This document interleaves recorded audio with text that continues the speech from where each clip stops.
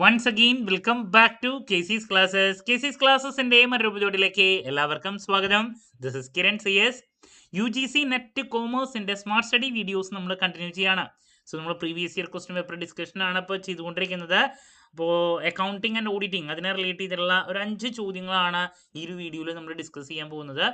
വീഡിയോയിലോട്ട് പോണേക്കാൾ മുമ്പ് പറയാനുള്ളത്, നമ്മുടെ സ്ഥാപനം UGC നെറ്റ് കോമേഴ്സിന് ഓൺലൈനായിട്ട് കോച്ചിങ് പ്രൊവൈഡ് ചെയ്യുന്ന സ്ഥാപനമാണ്.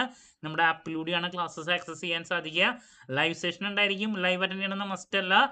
ദെൻ റെക്കോർഡർ ഉള്ളതുകൊണ്ട് തന്നെ എപ്പോൾ വേണമെങ്കിലും പഠിച്ച് ഡൗട്ട് ഉള്ളത് ചോദിക്കാനുള്ള അവസരം ഉണ്ടെന്നുള്ളതാണ്.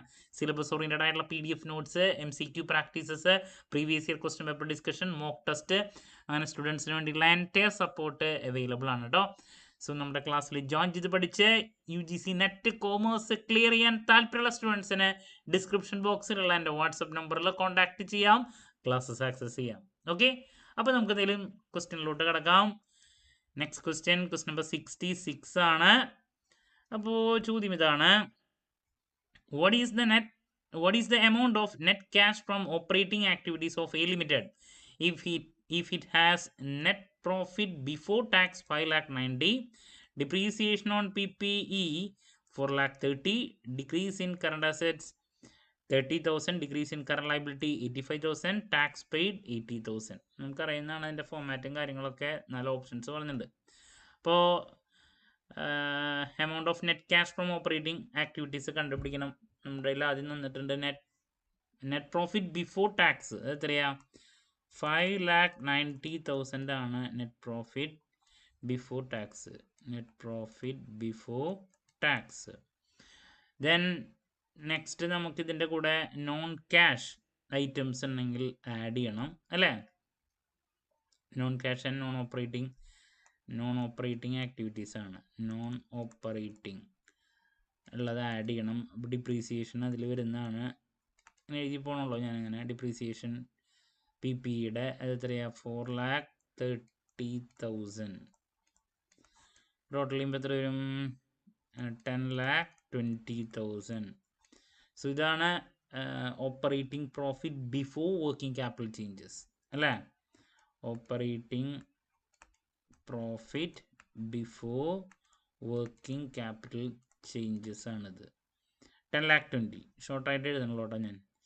ദെൻ ഇതിൻ്റെ കൂടെ നമുക്ക് നെക്സ്റ്റ് കറണ്ട് അസറ്റും കറണ്ട് ലൈബിലിറ്റിയും, അതാണല്ലോ ഈ പറയുന്ന വർക്കിംഗ് ക്യാപിറ്റലിൻ്റെ കാര്യങ്ങൾ വരുന്നത്, അത് അഡ്ജസ്റ്റ് ചെയ്യണം. അപ്പോൾ next decrease in current assets പറയുന്നുണ്ട് ആദ്യം. അപ്പോൾ അത് ആഡ് ചെയ്യണം. 30,000 decrease in current asset. Then next decrease in current liability വരുന്നത് ലെസ് ചെയ്യണം. അത് എത്രയാ? 85,000 ആണ് വരുന്നത്. അപ്പോൾ 10,20,000 പ്ലസ് 30, 10,50,000. 10,50,000 നിന്ന് 85,000 പോയി കഴിഞ്ഞാൽ 9,65,000. ഓക്കെ, ഫൈനലി നമ്മൾ എന്താ ചെയ്യേണ്ടത്? ഇതിൽ നിന്ന് ടാക്സ് പെയ്ഡ് എത്രയാ? 80,000 സബ്ട്രാക്ട് ചെയ്യണം. അപ്പോൾ നമുക്ക് എത്ര കിട്ടും? 8,85,000. നോക്കട്ടെ. സോ ഓപ്ഷൻ 2 ആണ് answer. Okay, so that's about question number 66. Clarity കിട്ടിയെന്ന് പ്രതീക്ഷിക്കുന്നു. Moving to question number 67. The working of current purchasing power accounting requires classification of balance sheet items into monetary items and non-monetary items. Which of the following is a non-monetary item as per current purchasing power accounting?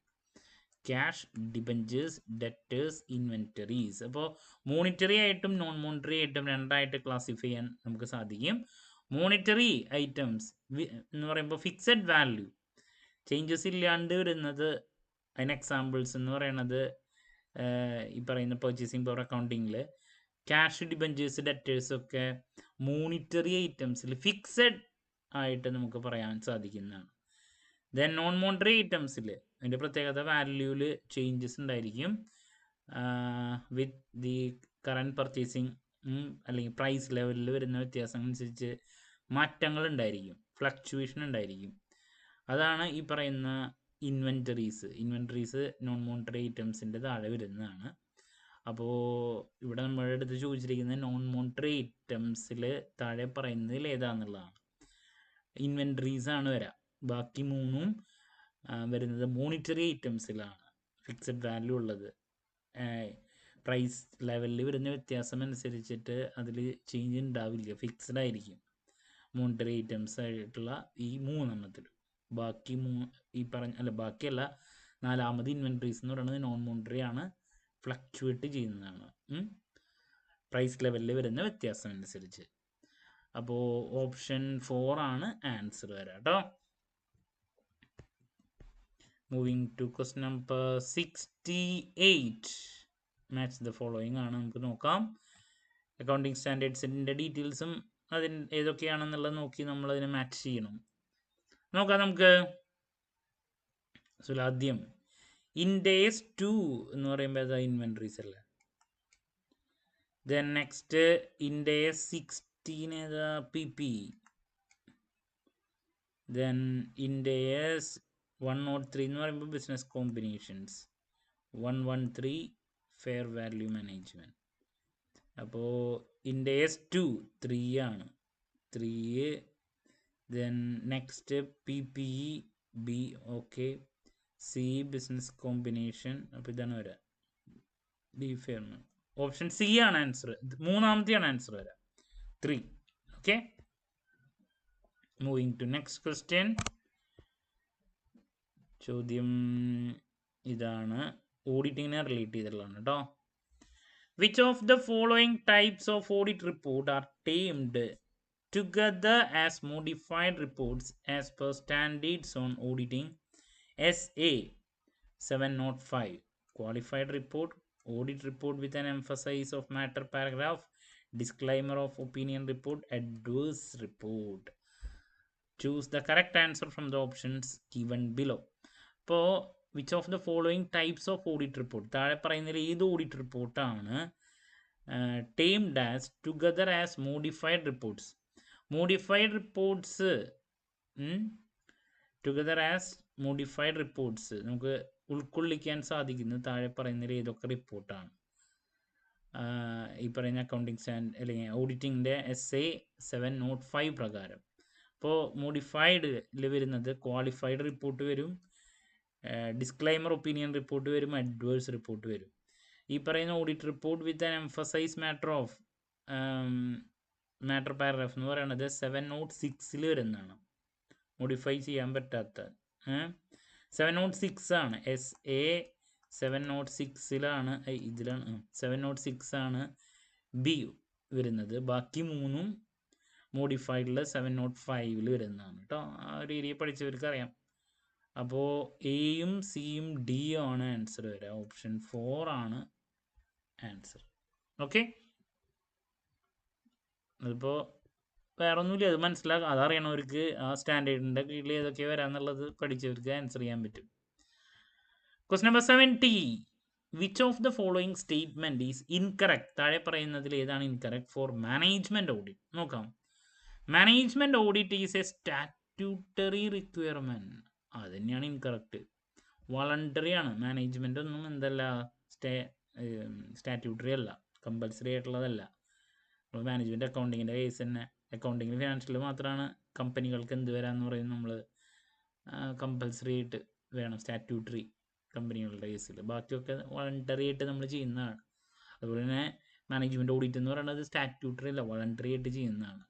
അപ്പോൾ ഇതാണ് incorrect. അപ്പോൾ ഇതാണ് answer ശരി. ബാക്കി മൂന്ന് നോക്കിയാൽ management audit is a comprehensive and critical review of all aspects of management process. കറക്റ്റാണ്. Management ഓഡിറ്റിൽ ഇതൊക്കെ മാനേജ്മെൻറ്റ് എല്ലാ കാര്യങ്ങളും കൺസിഡർ ചെയ്യും. Management audit covers wide area of management activities and may be for more than one അതും correct അല്ലേ, ഒരുപാട് areas cover ചെയ്യും. The shareholders or board of directors may appoint the management ഓഡിറ്ററെ appoint ചെയ്യണം ഇവർ. കറക്റ്റാണ്. അപ്പോൾ ഇതിൽ തെറ്റായിട്ട് വരുന്നത് ആദ്യത്തെ മാത്രമാണ്. ഓക്കെ. സോ ഇതാണ് 5 ചോദ്യങ്ങൾ ഇപ്പോൾ അക്കൗണ്ടിങ്ങിൽ നിന്നും ഓഡിറ്റിങ്ങിൽ നിന്നും കൂടിയിട്ടുള്ളത് വരുന്നത് കേട്ടോ. അപ്പോൾ 70ാമത്തെ ചോദ്യമാണ് നമ്മളിപ്പോൾ ഡിസ്കസ് ചെയ്തത്. ടോട്ടൽ 20 ചോദ്യങ്ങൾ നമ്മളിപ്പോൾ ഡിസ്കസ് ചെയ്ത് കഴിഞ്ഞു. അപ്പോൾ നെക്സ്റ്റ് ക്വസ്റ്റ്യൻ നമ്പർ 71 പോകേണ്ടത്. എക്കണോമിക്സിനെ റിലേറ്റ് ചെയ്തുള്ള ചോദ്യങ്ങളാണ് കേട്ടോ നെക്സ്റ്റ് വരാൻ പോകുന്നത്. അപ്പോൾ അടുത്ത സെഷനുമായിട്ട് ബാലൻസ് ക്വസ്റ്റ്യൻസുമായിട്ട് എത്രയും പെട്ടെന്ന് തന്നെ എത്താമെന്നുള്ള പ്രതീക്ഷയോടെ നിർത്തുന്നു. സോ നമ്മുടെ ഓൺലൈൻ കോച്ചിങ്ങിന് ജോയിൻ ചെയ്യാൻ ഡിസ്ക്രിപ്ഷൻ ബോക്സിലുള്ള എൻ്റെ വാട്സപ്പ് നമ്പറിൽ കോൺടാക്ട് ചെയ്യാം കേട്ടോ. മറ്റൊരു വീഡിയോയുമായി വീണ്ടും കാണാമെന്നുള്ള പ്രതീക്ഷയോടെ നിർത്തുന്നു. This is Kiran CS signing off. Have a nice day. Thank U.